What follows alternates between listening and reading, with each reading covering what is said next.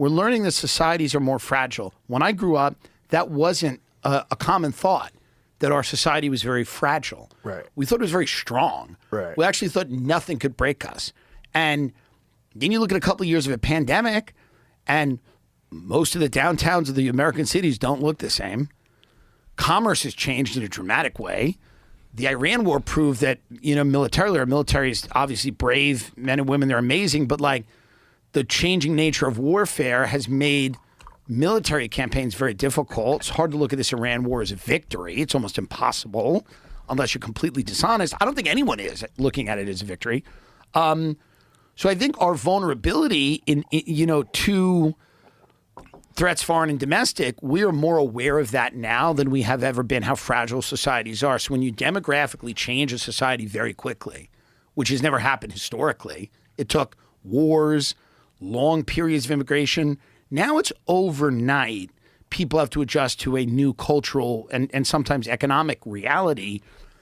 That's a very disruptive thing. And societies are very fragile. And you've got to be very careful about how you alter and change a society, because if you do it too quickly, there's a tremendous backlash. And you have to make sure that people want it changed, that people are on board with it. Not everyone. No one's on board with everything. But like, if you went to a lot of people in these countries that live in the bigger cities, they would probably be very pro immigration. And because immigration has a lot of clear benefits to them. They get food delivered all the time. They have access to a wide variety of goods and services that immigrants bring. A lot of them are awesome. A lot of great food, So obviously, but again, if you went out into the suburbs and you went out into areas where the economies have stagnated, areas where maybe you've had scandals like this, grooming scandal and things like that, Sweden, whose crime rate has skyrocketed, because you've brought in a lot of people from other places that are selling drugs, and not all of them, obviously, but like if you look at that, and those people would have a much more negative view of it because they don't connect the benefits of it, because they don't feel them in their life. Right. They were living pretty sweet. They were living good. Yeah. They were living pretty sweet. They were riding their fucking bicycles and eating herring. Pretty safe out there. Pretty safe and doing what they wanted to do. And then, you have this influx of people. You now have real poverty. You now have a lot of people. You also brought in people that came from a war-torn part of the war. A war-torn country. Yeah. And not everyone's going to be General Butt Naked, who becomes a Christian pastor and is probably lovely now. You probably see him in HEB. You're like, sweetheart. Ate a few people, children maybe, but now it's better. That guy, not everyone's going to convert. Not everyone's going to be, you're going to bring people in that are products to an extent of their environment. Like we all are. So the idea that women have less rights in these countries. So the courtship rituals in these countries are different. The familial relations are different. That's just the way it is. So, and a lot of people there like that. So, why would those beliefs and systems of change just because you happen to be living in Ireland? Right.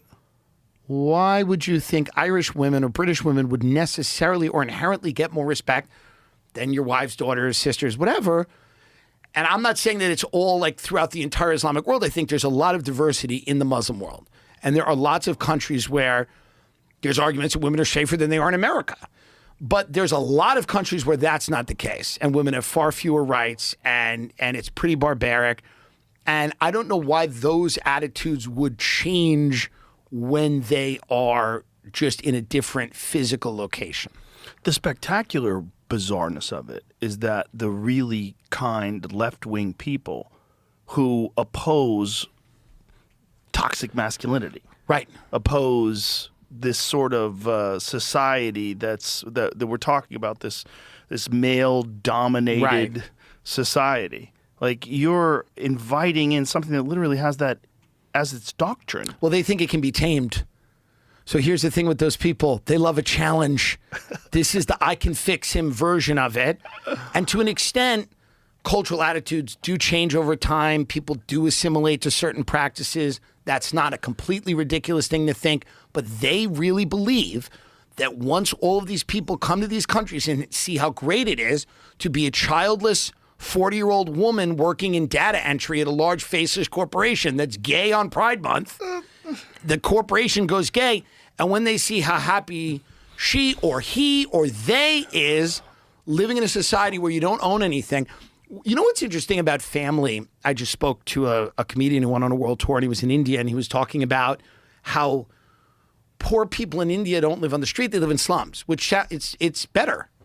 It's better to live in slums than the street, because a lot of poor people are with their families, and they won't cast their family out. Family in America almost means like nothing. Like we've everything's such an individual pursuit that family means nothing. And like that's reinforced. Like I am in an argument with my father. His wife has different political views on certain things. So we haven't spoken in a little bit. My cousin's getting married. And I have a therapist now that I've had for 6 months who I don't know if it's good. I don't know if you ever know if a therapist is good or not. And I told my therapist, you know, my dad and his wife are going to be there and I haven't spoken to them, but I love my cousin and I want to support her marriage. I want to go. And my therapist goes, well, you don't have to go. So